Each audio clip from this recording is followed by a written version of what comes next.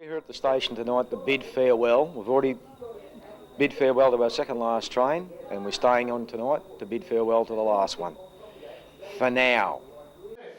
This train's coming your way. Isn't it ironic that we've got this global sort of warming thing happening, and we're having to really look at travel options, and the state government goes, get rid of the train. Isn't that I think that's actually really good timing. I mean, why actually put in a local system when you could actually just get more rich cunts with cars and pack those people all in? The government is sending a priority decision-making context where it says we're going to choose to fund road infrastructure, but we're choosing not to fund rail infrastructure. And that just doesn't make sense in the context of global warming. So we've got a interstate freeway cutting through the region, separating the coastal strip from the inland, and that is the absolute opposite of what we need. There used to be a choo-choo train along the Murray side, but that's before they shut it down, took us for a ride. There used to be trains round here a couple of years ago, but that's before they shut it down, 'cause they said it made no dough.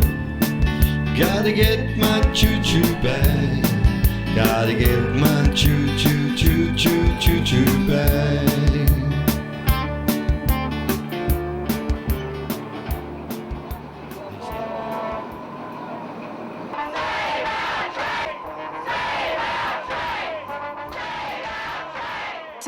May 17th, 2004, when the last train left this area, ending 110 years of continuous operation on these tracks. It was very unpopular and there was a lot of protest. A lot of people could see that the change of service, the change of timetable was going to be very detrimental to this line.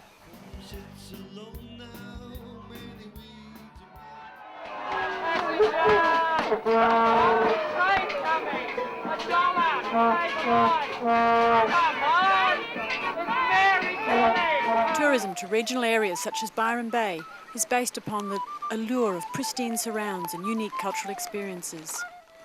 The reality is, the cost of not returning rail services is too high. With continued road congestion, bumper-to-bumper traffic queued for hours, the cost to the environment caused by greenhouse emissions from car and truck exhausts, and the human cost in accidents.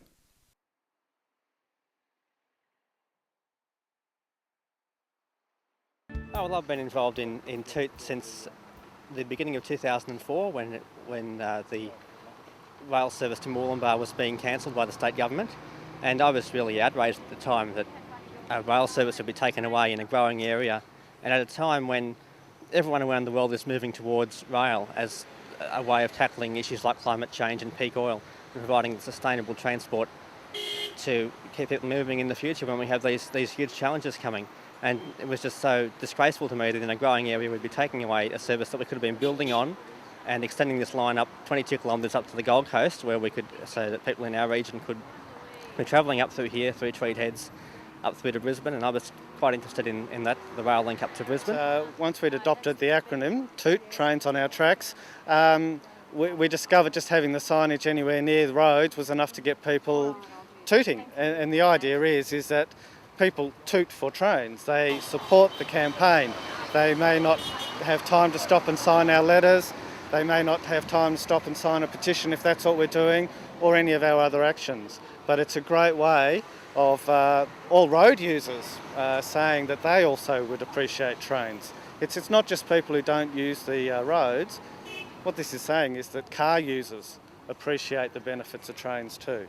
We all live in local communities. We're all going to be affected by climate change. We're all affected by the millions of tourists who are forced onto the roads around here. These are all excellent reasons why people are supporting our campaign with the tooting.